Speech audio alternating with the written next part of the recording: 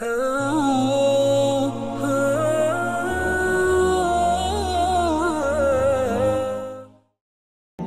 তুমি কি করতে পারবে বন্ধু? বাদশাহ সায় দিলেন, পারবো। তারপর লোকমান হেকিম বলল, তারপর গভীর রাতে তুমি তোমার নতুন রানীর কাছে এক গ্লাস পানি চাইবে। তুমি বলবে, আমার খুব পানির পিপাসা পেয়েছে, আমাকে এক গ্লাস পানি দাও। তখন দেখবে তোমার নতুন রানী তোমাকে কোত্থেকে পানি এনে দেয়। তবে খবরদার, পানি যেখান থেকেই সংগ্রহ করুক না কেন, সেই পানি তুমি কিন্তু পান করো না। যদি ভুলবশত সেই পানি তুমি পান করো, তাহলে তোমার নির্ঘাত মৃত্যু। এই বুদ্ধি দিয়ে বন্ধু লোকমান হেকিম বাদশার মহল ত্যাগ করে নিজের গন্তব্যে চলে যায়। যাবার আগে বলে গিয়েছে, আমি বন্ধু আগামীকাল আবার তোমাকে দেখতে আসব। বন্ধু লোকমান হেকিমের কথা শুনে বাদশাহ সেসব কাজ সম্পন্ন করার জন্য মুহূর্তেই লোক লাগিয়ে দিলেন। যার লোকের অভাব নেই, তার কাছে অনেক কঠিন কাজ সহজে করাটাও কোনো ব্যাপার নয়। মুহূর্তেই সব কাজ সমাধা হয়ে গেল। এখন আর বাদশার মুল্লুকের কোথাও এক ফোঁটা পানি পাওয়া যাবে না। কেউ পানি পানি করে চিল্লাচিল্লি করলেও পানি পাবে না। না পাক, তাতে বাদশার কিছুই আসে যায় না। বাদশার দরকার কুয়ার রূপ দেখা। একসময় বিকেল গড়িয়ে সন্ধ্যা গনিয়ে রাত হলো। বাদশাহ দরবার হল থেকে কুয়ার ঘরে যেতে ভয় পাচ্ছিল। না গেলেও হচ্ছে না, ভয় করলেও বাদশাকে অন্তত আজকের রাতটুকু কুয়ার ঘরে কাটাতে হচ্ছে। নিরুপায় বাদশাহ উপায়ান্তর না দেখে ভয়ে ভয়ে কুয়ার ঘরে গিয়ে শুয়ে রইলেন। কুয়া বাদশাকে জিজ্ঞেস করল, জাহাপনা, কিছু মুখে না দিয়ে শুয়ে রইলেন যে? বাদশাহ ভয়ে কুয়ার দিকে না তাকিয়ে বলল, আজ আমার পেটে ক্ষুধা নেই, আমার শরীরটা খুবই ক্লান্ত, তাই শুয়ে রইলাম। আমাকে আর ডাক দিও না, আমার বড্ড ঘুম পাচ্ছে। এই বলেই বাদশাহ ঘুমের ভান ধরে শুয়ে রইলেন। রাত যখন গভীর হলো, বাদশাহ কুড়মুড়িয়ে উঠে পানি পানি করতে লাগলো। বাদশার গলার আওয়াজ কুয়ার কানে যেতেই কুয়া ঘুম থেকে উঠে জিজ্ঞেস করল, জাহাপনা, আপনার কি পানির পিপাসা পেয়েছে? বাদশাহ মাথা নেড়ে সায় দিল। কুয়া একটা গ্লাস হাতে নিয়ে ঘরে থাকা পানির পাত্র কলসির সামনে গেল, কিন্তু কলসিতে পানি নেই। হাতে গ্লাস নিয়েই ঘরের বাইরে থাকা জাতাকলের সামনে গেল। জাতাকলও নষ্ট, পানি ওঠে না। কুয়া এখন ভাবছে, কি ব্যাপার, ঘরের কলসিতে পানি নেই, জাতাকল নষ্ট, এসবের মানে কি? কুয়া ঘরে এসে ভাবতে শুরু করলো। ভাবতে ভাবতে চোখের সামনে লোকমান হেকিমের প্রতিচ্ছবি ভেসে উঠল। কুয়া বুঝতে পেরেছে এটা বাদশার বন্ধুর সলা পরামর্শগুলোর মধ্যে একটি। কুয়া ভাবছে আর বাদশাহ বুজু বুজু টেরা চোখে ভয়ে ভয়ে দেখছে। এমন সময় কুয়া ঘরের জানালা খুলল।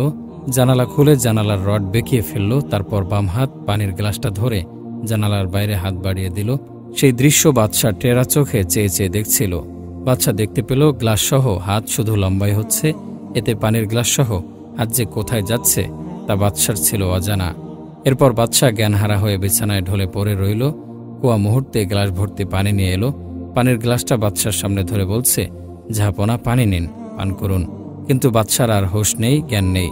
বাদশার এই অবস্থা দেখে কুয়া বুঝতে পেরেছে বাদশাহ ভয়ে জ্ঞান হারিয়েছে। কুয়া মনের ক্ষোভে পানি ভর্তি গ্লাসটা ঘরের মেঝেতে ফেলে দিয়ে শুয়ে রইল। সকাল হতে না হতে বাদশাহ কুয়াকে ঘুমে রেখেই একটা ঘোড়া নিয়ে বন্ধু লোকমান হেকিমের বাড়িতে রওনা দিল। লোকমান হেকিম তখনও ঘুমের ঘোরে। বাদশাহ বন্ধু লোকমান হেকিমের ঘরের দরজায় টোকা দিতেই লোকমান হেকিম ঘরের দরজা খুলে বাইর হলো। ঘর থেকে বের হয়ে লোকমান হেকিম দেখল বন্ধু বাদশাকে। বাদশাহ কাদা কাদা স্বরে বলল, বন্ধু, আমাকে বাঁচাও, এ রাক্ষসের হাত থেকে আমার মুল্লুক বাঁচাও। হেকিম বললেন, কেঁদো না বন্ধু, তুমি শান্ত হও, সব ঠিক হয়ে যাবে ইনশাআল্লাহ। এই বলেই লোকমান হেকিম তাড়াতাড়ি করে বাদশাকে নিজের ঘরে নিয়ে গেলেন, বসতে দিলেন। জিজ্ঞেস করলেন, ঘটনা কি বন্ধু, কিছু টের পেলে? তোমার নববধূ কোত্থেকে পানি এনেছিল, এবার বুঝতে পেরেছ তো? বাদশার মুখে কোনো কথা নেই, অনেকক্ষণ চুপ করে বসে রইলেন। লোকমান হেকিম এবার জিজ্ঞেস করল, বন্ধু, তোমার কুয়া কি রাতে কিছু পানি এনেছিল? যদি পানি এনে থাকে তো কিভাবে এনেছিল? লোকমান হেকিমের প্রশ্নের জবাবে বাদশাহ গত রাতের ঘটনা খুলে বললেন। বন্ধু লোকমান হেকিম বললেন, এখন প্রমাণ পেলে তো তুমি বন্ধু ভুল করে যে রাক্ষসী তোমার মুল্লুকে এনেছ, এর খেসারত তুমি তো দিবেই, সাথে তোমার মুল্লুকের জনসাধারণকেও দিতে হবে। লোকমান হেকিমের কথায় রাগ না করে বাদশাহ বললেন, এখন উপায়? লোকমান হেকিম বলল, অবশ্যই এর উপায় আছে বন্ধু, তবে আরও কিছু কাজ করতে হবে। জবাবে বাদশাহ বললেন, এ রাক্ষসীকে তাড়াতে যা করা দরকার তাই করব, আর যা কিছু লাগে তাই দেব, তবু আমার মুল্লুক থেকে এই রাক্ষসীকে তাড়াও বন্ধু। লোকমান হেকিম বললেন, ঠিক আছে বন্ধু, তাই হবে। এখন তুমি তোমার মহলে চলে যাও। মহলে যাবার কথা শুনেই বাদশাহ ভয়ে কেঁপে কেঁপে বলল, না বন্ধু, এই রাক্ষসী থাকতে আমি আমার মহলে যাব না, তুমি তাড়াতাড়ি ওকে তাড়ানোর ব্যবস্থা করো। লোকমান হেকিম বললেন, তাড়াতে তো অন্তত কয়েকদিন সময় লেগে যেতে পারে বন্ধু, আর এই সময়ের মধ্যে একটা বড় বেতের নৌকা তৈরি করতে হবে। বেতের নৌকাটি হবে দোতলা। সেই নৌকায় চড়ে আমাদের যেতে হবে কুলসুম দরিয়ায়, নীল দরিয়া, যে সাগরের পানির উপরে কিছুই ভেসে থাকে না। লোহা দিয়ে তৈরি করা জাহাজও ভেসে থাকে না, এমনকি কাঠের জাহাজ অথবা নৌকাও ভাসে না। সব রকমের বস্তু দিয়ে তৈরি জাহাজ অথবা নৌকা মুহূর্তে ডুবে যায়। ডুবে না একমাত্র বেত দিয়ে তৈরি করা জাহাজ অথবা নৌকা। বেতের নৌকায় চড়ে আমরা সেই দরিয়ায় যাব, সাথে তোমার নববধূও থাকবে। তবে এর আগে তোমার কোয়াকে শোনাতে হবে যে আমরা কিছুদিনের জন্য সাগর ভ্রমণে যাব। সাথে আমার এক বন্ধুও যাবে। তোমার কোয়া অবশ্য যেতে চাইবে না, তারপরও শত চেষ্টা করে হলেও তাকে রাজি করাতেই হবে। তুমি পারবে কি বন্ধু? জবাবে বাদশাহ বললেন, বেতের নৌকা তৈরি করতে বেশি দিন সময় লাগবে না বন্ধু। আমি আমার লোকজন দিয়ে খুব তাড়াতাড়ি সময়ের মধ্যেই বেতের নৌকা তৈরি করে ফেলব। হয়তো একটু সময় লাগবে কোয়াকে রাজি করাতে, তা যেভাবেই হোক আমি কোয়াকে রাজি করাবই। বাদশার কথা শুনে লোকমান হেকিম বললেন, তাহলে এবার তুমি মহলে গিয়ে ঠান্ডা মাথায় কাজ করো। আর হ্যাঁ, তোমার রূপসী কোয়ার সাথে আমাদের কথোপকথন ভুলেও ফাঁস করবে না। যদি করো তো মহাবিপদের সম্মুখীন হতে হবে। এই বলে লোকমান হেকিম বাদশাকে মহলে পাঠিয়ে দিলেন। বাদশাহ ভয়ে ভয়ে মহলে গেলেন। মহলে গিয়ে উজির নাজির কোতোয়ালকে সাথে নিয়ে দরবারে বসলেন। তাদের হুকুম দিলেন, আজ থেকে 3 দিনের মধ্যে আমাকে একটা বেতের নৌকা তৈরি করে দিতে হবে। এর জন্য কি করতে হবে আমাকে বলুন। এরপর দরবারে উপস্থিত থাকা সবাই বললেন, ঠিক আছে জাহাপনা, তাই হবে। এই বলে উজির নাজির কোতোয়াল বের হলেন বেতের নৌকা তৈরি করার কারিগরের খোঁজে। বাদশাহ গেলেন অন্ধরমহলে। মনের ভেতর ভয় থাকার কারণে বাদশাহ কোয়ার ঘরে আর যায়নি, গিয়েছে বড় রানীর ঘরে। বড় রানীর ঘরে যাবার সময় কোয়া বাদশাকে দেখে ফেলেছে। এরপর কোয়া বড় রানীর ঘর থেকে বাদশাকে টেনে হিঁচড়ে বের করে নিজের ঘরে নিয়ে আসে। নিরুপায় বাদশাহ ভয়ে কাঁপতে কাঁপতে ঘরে থাকা খাটের এক কোণে বসে বসে ভাবতে লাগলেন, আজ হয়তো আমার নির্ঘাত মৃত্যুই হবে। বাদশাহ এমন দুশ্চিন্তা নিয়ে একসময় ঘুমিয়ে পড়লেও সেই রাতে বাদশার তেমন ঘুম হয়নি, মৃত্যুও হয়নি। ভোর হতে না হতেই বাদশাহ আবার ছুটে গেলেন বন্ধু লোকমান হেকিমের বাড়ি। বাদশার এখন আর কিছুই ভালো লাগছে না। খাওয়া নেই, নাওয়া নেই, ঘুম নেই। বাদশাহ এখন শারীরিক দিক দিয়েও ক্লান্ত হয়ে পড়েছেন। বাদশাকে দেখে লোকমান হেকিম জিজ্ঞেস করল, বন্ধু বেতের নৌকার খবর কি? আর আমি তোমাকে বলেছি বেতের নৌকা, তা আসলে কিন্তু ছোট্ট একটা নৌকা নয়, হতে হবে বিশাল আকৃতির এক জাহাজের মতো। যেহেতু আমরা সাগরে যাব, সেহেতু আমাদের নৌযান হতে হবে তার উপযোগী। সাগরের বিশাল বিশাল ঢেউ অতিক্রম করে আমাদের সঠিক গন্তব্যে পৌঁছাতে হবে। কাজে আমাদের নৌযানও থাকতে হবে এরকমই, আর মাঝি মাল্লাও থাকতে হবে পর্যাপ্ত।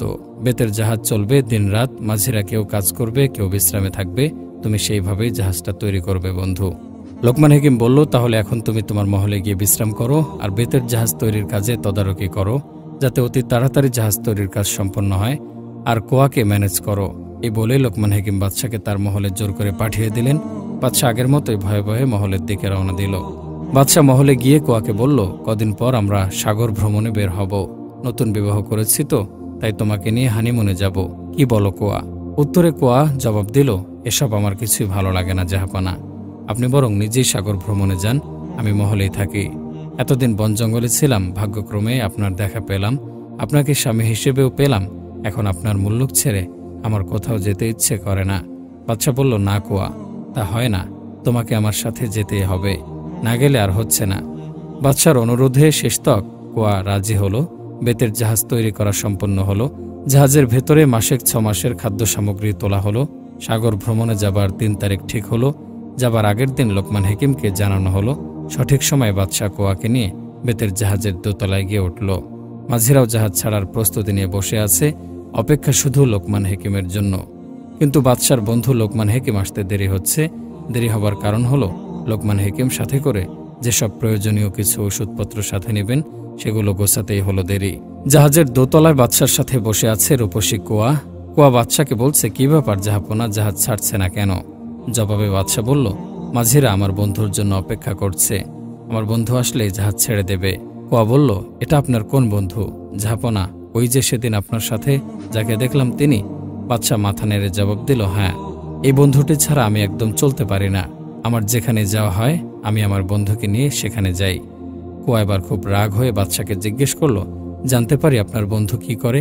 বাদশা নির্ভয়ে মনের আনন্দ নিয়ে জবাব দিলেন, আমার প্রাণপ্রিয় বন্ধু হলেন হেকিম, তার নাম লোকমান হেকিম। তিনি গাছেদের সাথেও কথা বলতে পারেন।